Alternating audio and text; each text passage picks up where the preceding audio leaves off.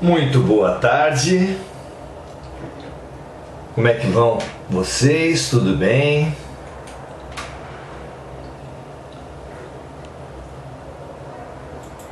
Nessa tarde de domingo, tão bom para a gente começar a semana, viver os nossos tempos com reflexão. Não basta viver, nem mesmo sofrer. É fundamental refletir, pensar sobre a vida. Na fé raciocinada vai ser sempre assim. O que interessa é pensar sobre os tempos em que estamos vivendo, e é isso que nós viemos fazer aqui hoje. A minha aguinha já está aqui.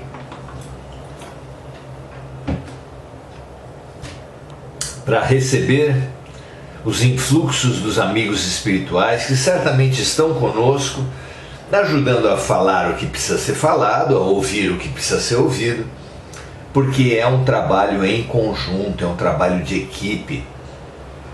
E eu quero louvar vocês por estarem integrando esse trabalho. Quero me felicitar também por estar nesse trabalho. É muito bom ter a certeza de que estamos fazendo o melhor para esse momento das nossas vidas. Muito bom estar com vocês, muito bom que a gente possa estar junto. Muito boa tarde, Maria José, nossa amiga.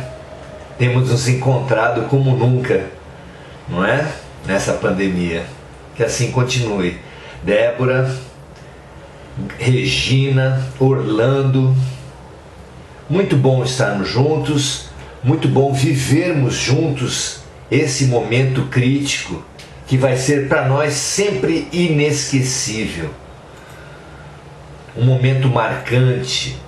Se uma formatura, um rito de passagem qualquer da infância para a adolescência já é tão marcante, ainda mais um rito de passagem, uma passagem de uma época marcada pela dor para outra época marcada pela boa vontade.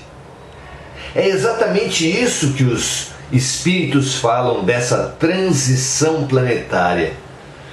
Não estamos passando do inferno ao paraíso, até porque não existe nem inferno nem paraíso.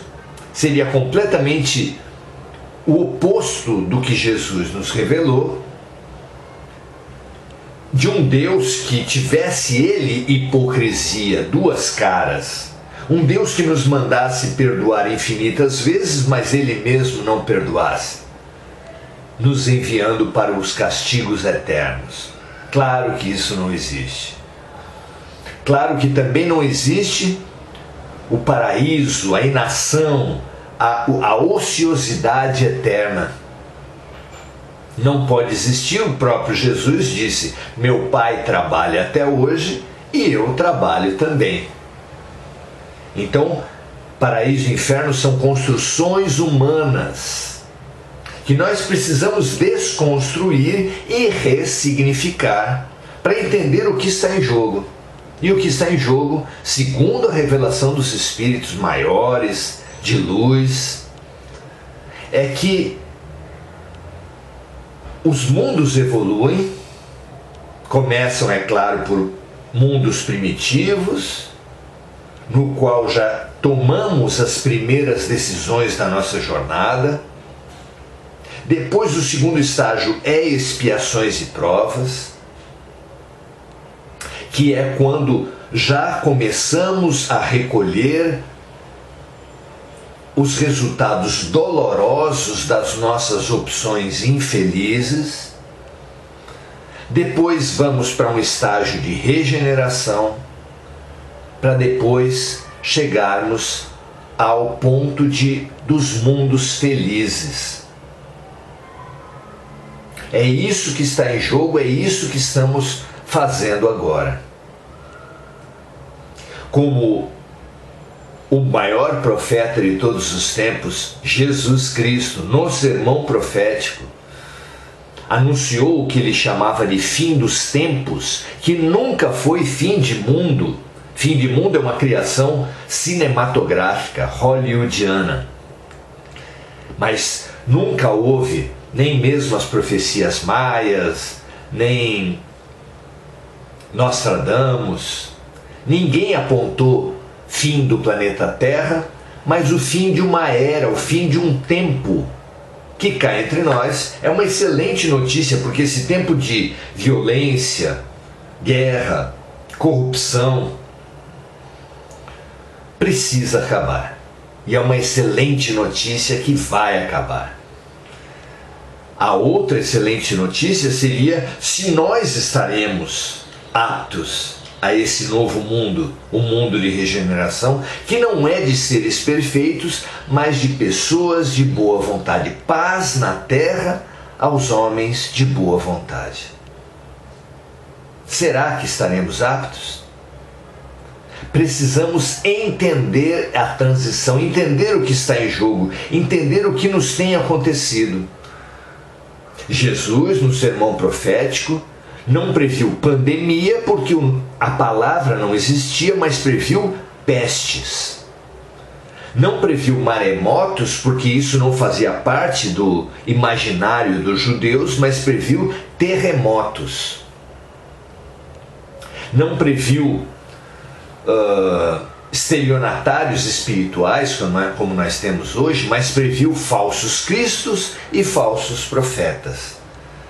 Não falou de mediunidade, porque a palavra também não existia ao tempo de Jesus, mas falou que seus filhos e filhas profetizariam. Tudo isso é o cenário que nós estamos vivendo. A hipersensibilidade espiritual, a pandemia, que depois a revelação dos Espíritos veio chamar de o primeiro ceifador, a pandemia, de um total de 3, no máximo 4, que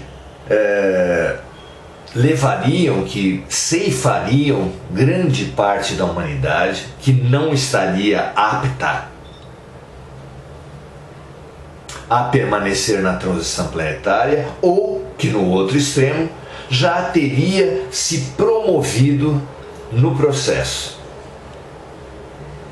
A pandemia evidentemente mostrou quem é joio, quem é trigo, quem é bode, quem é ovelha no linguajar dos evangelhos, já que mesmo diante de uma poderosa ameaça, de um poderoso perigo comum, nem mesmo assim muitas pessoas se juntaram, preferindo se digladiar, se opor, guerrear entre si, politicamente, partidariamente, ideologicamente, nos partidos, nas famílias, nas redes sociais. E mal terminou um primeiro fenômeno, já veio um segundo, que não tem nem de perto a característica de grande ceifador como a pandemia, que matou milhões,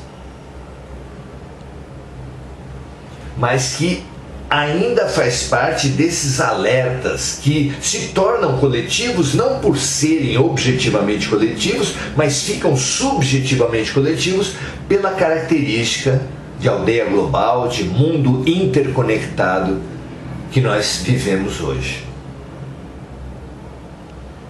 Pois no sermão profético perguntaram a Jesus quando se dariam tais eventos, e ele comparou, falando das questões climáticas, que quando vem o vento sul, nós sabemos se vem chuva ou se não vem chuva, e não sabemos acaso prever os fatos da transição planetária. Há muitas notícias atuais, nós vemos em plataformas como o YouTube, por exemplo, diversos médiums, canalizadores, trazendo notícias desse segundo ceifador, desse segundo evento de transição planetária, alguns apontando para uma bactéria que seria encontrada nos alimentos, particularmente nas carnes, levando a humanidade a tomar uma decisão que já deveria ter tomado na grande maioria, que é a abstenção em seu regime alimentar das carnes, dos produtos de origem animal. Decisão que somente atingiu uma pequena minoria da terra e que seria ou pela dor, não pelo amor, mas pela dor disseminada para a ampla maioria. Outros médiuns falam que ainda esse ano nós veremos tremer a terra.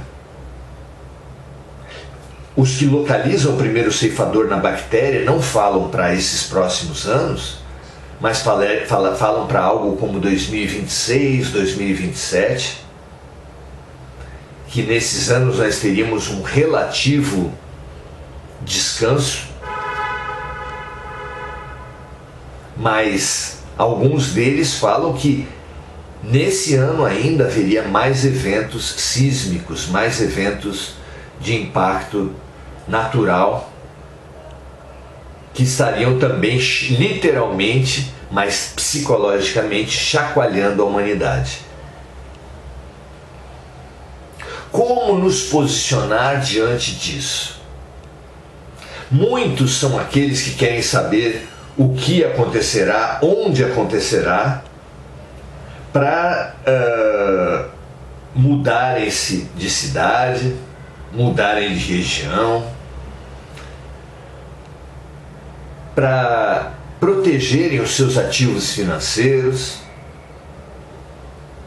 naquela velha e antiga linha do se a farinha é pouca, meu pirão primeiro, não é? Para que saber desses eventos? Qual o sentido de haver esses eventos? Proteger os seus interesses, proteger sua família, seu patrimônio? Seria isso? Se não, o que seria? Uma das funções desses eventos é exatamente revelar quem é quem. Porque quando as coisas estão tranquilas, é fácil proclamar uma fé, é fácil arrogar virtudes, mas na hora da crise, na hora do evento, na hora da tragédia coletiva, é que se revelam a quem é quem, como as pessoas agem. Lembro que num dos eventos, acho que em 2012, de desbarrancamento de encostas devido a grandes chuvas em Petrópolis, as autoridades perceberam que muitas pessoas iam até os escombros remexendo as coisas para pegar joias, dinheiro, qualquer coisa de valor para se beneficiar. Diante disso, foi mandado que tratores pegassem aqueles escombros, pusessem em caminhões e levassem para um grande galpão, colocando o exército para vigiar o galpão. Pois não é que as câmeras que foram colocadas ocultamente dentro do galpão captaram pessoas do próprio exército, soldados do próprio exército, remexendo e recolhendo coisas dos escombros que eles deveriam proteger? As tragédias coletivas têm essa capacidade de mostrar os verdadeiros pendores, a verdadeira atitude das pessoas que não aparecem quando as coisas estão ocorrendo rotineiramente. A quebra da rotina favorece isso. Pois bem, esses outros eventos coletivos também cumpririam esse papel, como aconteceu agora na pandemia, onde muitos se deixaram levar por ideologias, por mentiras, por posições político-ideológicas, em detrimento em ameaça, em ataque à vida. Veja lá.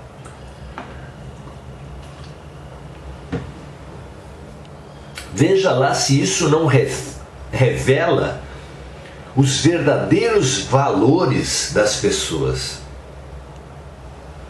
E assim, não por teoria, não por uma arbitrariedade de um Deus irado, mas pela própria atitude das pessoas, as pessoas mostram se já despertaram para a fraternidade, para o serviço, para a empatia, como aqueles artistas que cantaram nas sacadas dos prédios, como as muitas pessoas que passaram a dar comida para a população de rua, entre outras várias ações de solidariedade e serviço. E quais as pessoas que se fecharam no seu egoísmo, na sua visão estreita, só pensando em novas estratégias de ataque e de defesa, não conseguindo sair da guerra nem na tragédia coletiva. A pessoa que já está desperta para o bem, para a fraternidade e para a boa vontade, atestou de si mesma alguma coisa, assim como a pessoa que se aferrou à atitude de ataque e defesa também está se candidatando, mostrando que necessita de mais expiações, mais provas.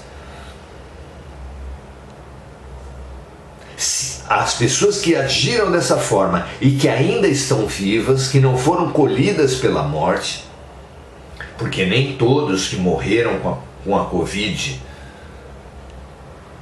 estão entre os egoístas, os persecutórios, os fechados à luz e à solidariedade.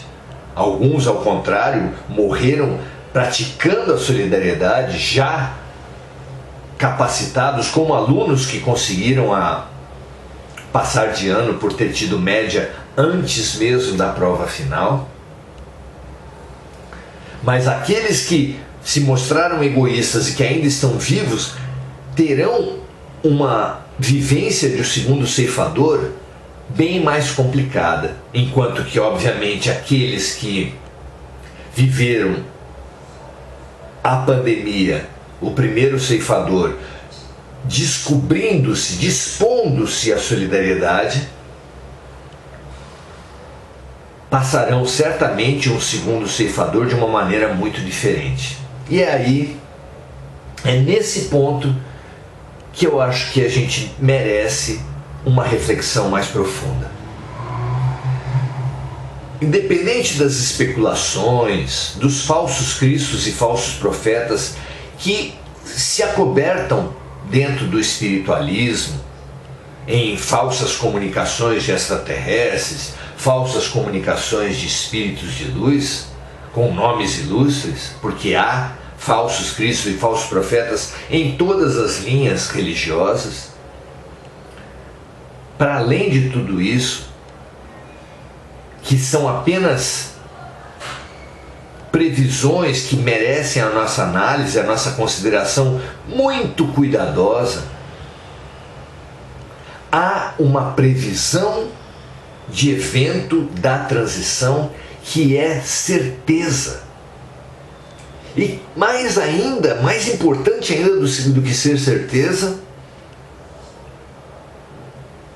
há uma previsão que está a nosso cargo fazer e a nosso cargo realizar. Qual é essa previsão? A previsão é exatamente aquilo que nós começamos a falar no nosso último momento aqui. Que, como numa escola, é previsível que aquele que foi bem na prova do primeiro bimestre, no segundo, no terceiro e no quarto, não fique para recuperação. É previsível. É facilmente antecipável esse fato, não é verdade?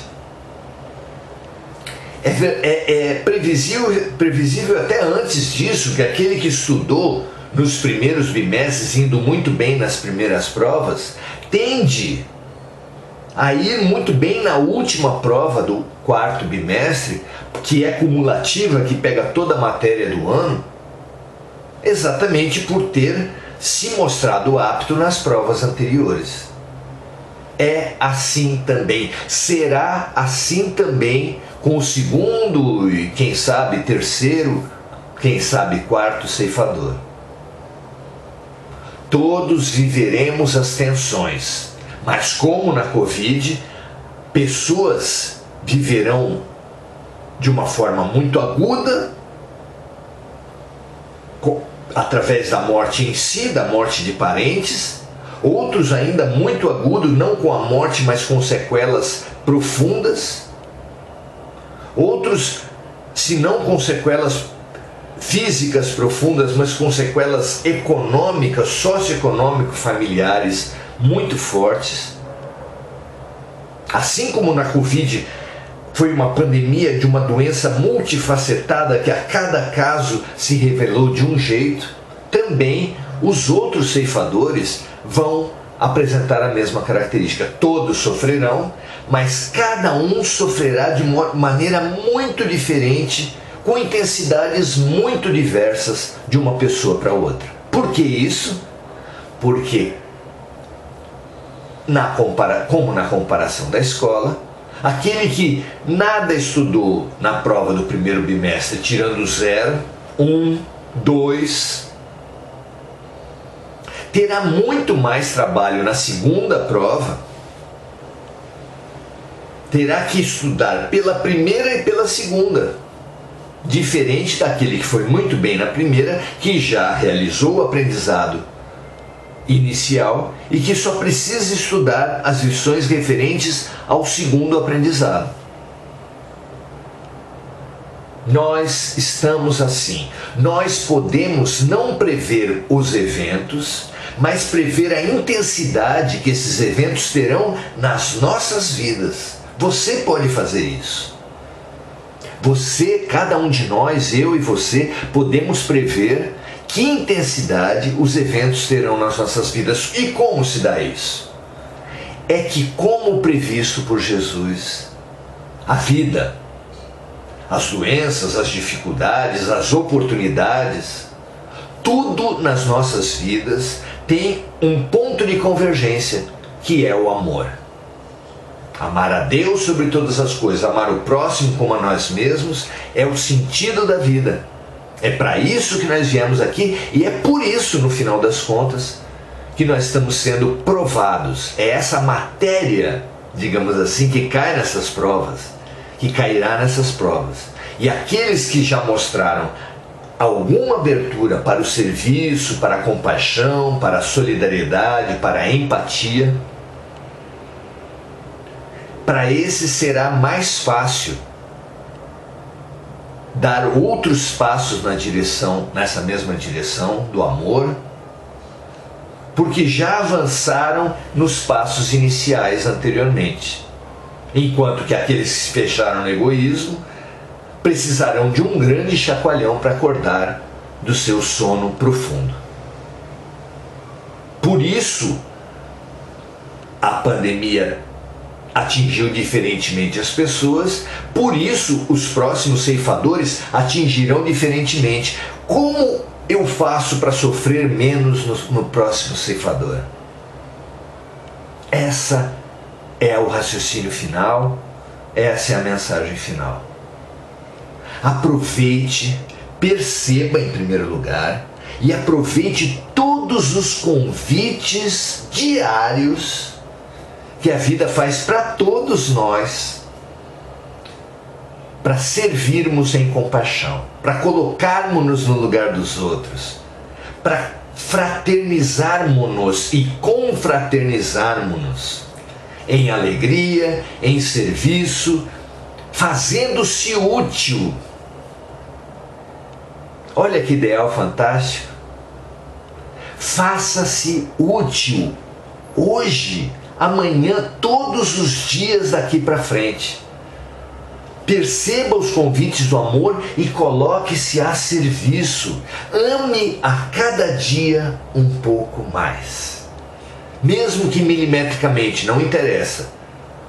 Se a questão é boa vontade, abra-se a amar a cada dia um pouco mais. Acorde e faça essa oração. Peça ajuda ao seu anjo de guarda, a Jesus, a Deus. Que você perceba os convites de amor e que tenha lucidez para perceber os convites de amor e que tenha coragem para aceitá-los. Lucidez e coragem. Peça todos os dias, a todos os momentos. Perceba uma planta que precisa de água, um animal que precisa de um carinho, que precisa de uma comida, de apoio. Perceba uma pessoa que precisa ser ouvida, que está com fome.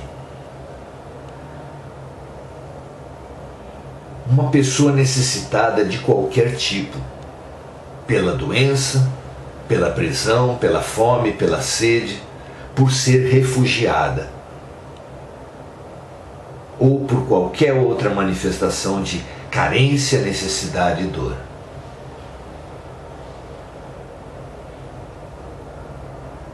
Que assim seja com todos nós, que nós agora transbordemos esse aprendizado para todas as pessoas, todos os seres da Terra, banhando todas as pessoas de lucidez e coragem. Que todos aqueles que estão dormindo o sono pesado, entorpecedor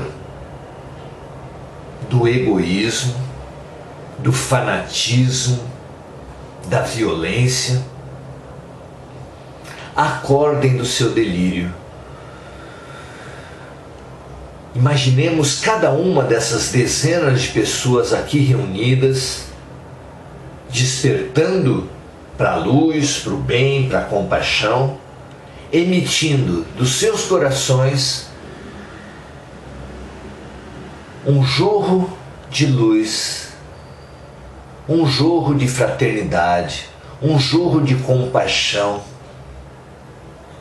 E esse jorro unindo-se entre si, todos os jorros, transbordando de nós mesmos e inundando nossas cidades, nossos estados, nossos países inteiros, nossos continentes, os mares à volta dos nossos continentes, transbordando para outros continentes e outros mares, para todas as humanidades da Terra, numa inundação benéfica de lucidez e coragem. Lucidez e coragem para todos os seres da Terra. Confraternizemo-nos na nossa condição de irmãos por parte de Deus, para que cuidemos uns dos outros, nos fortaleçamos, nos ajudemos a caminho de amarmos-nos uns aos outros como Jesus nos amou. Que assim seja. Boa vontade, lucidez e coragem para você, para mim, para todos os seres da Terra. Graças a Deus, essencial esse exercício, vocês não acham? Torço para que ele permaneça em mim em todos os dias daqui para frente. E que permaneça também, é claro, em vocês. Disseminem, compartilhem esse vídeo, transbordando essa mensagem essencial para todas as pessoas que tiverem acesso. Multiplique esse acesso. Essa mensagem de hoje veio desse livro Prudente a Saúde segundo Jesus, que nós recomendamos para você, mais até que o livro, recomendamos a prática que tem sido associada a esse livro, que é do Evangelho no Lar. Faça o Evangelho no Lar. Há muitos livros para fazer isso, a começar pelo Evangelho segundo o Espiritismo. Mas a série Vinha de Luz de Emmanuel Chico Xavier é fantástica para isso.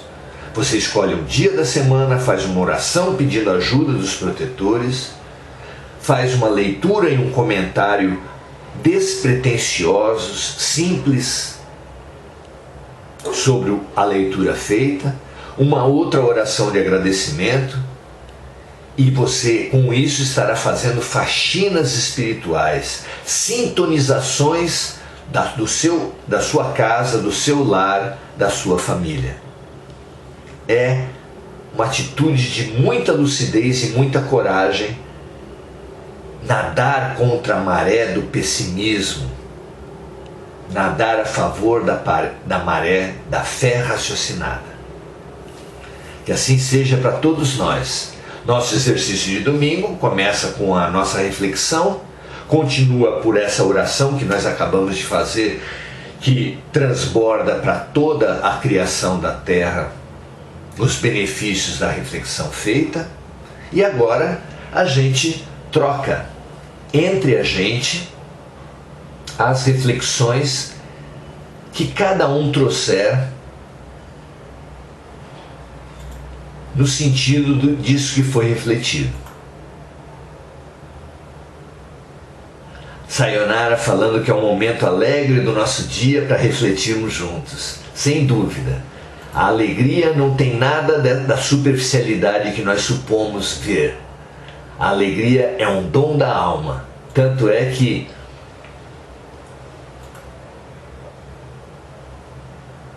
Francisco de Assis fala como uma das grandes missões do cristão levar alegria onde há tristeza.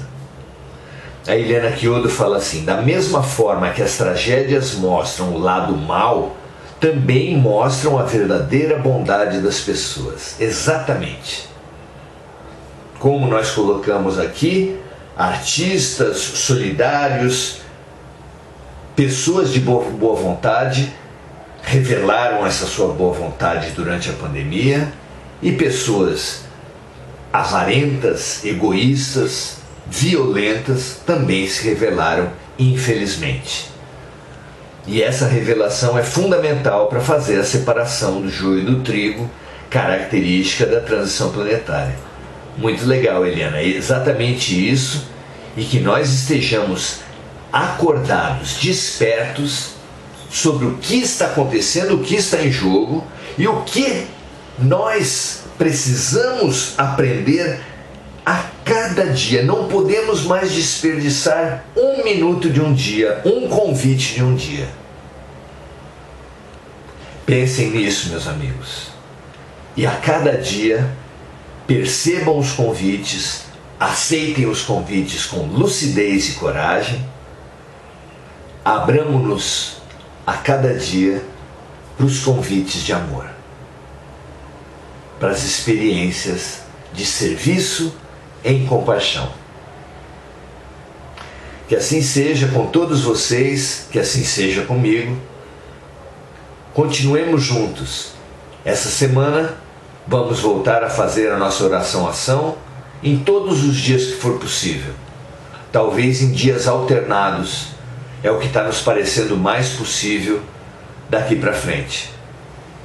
Um grande abraço a todos, muita lucidez, muita coragem, muita boa vontade para todos os momentos de todos os nossos dias. Ótimo final de domingo para você e para mim.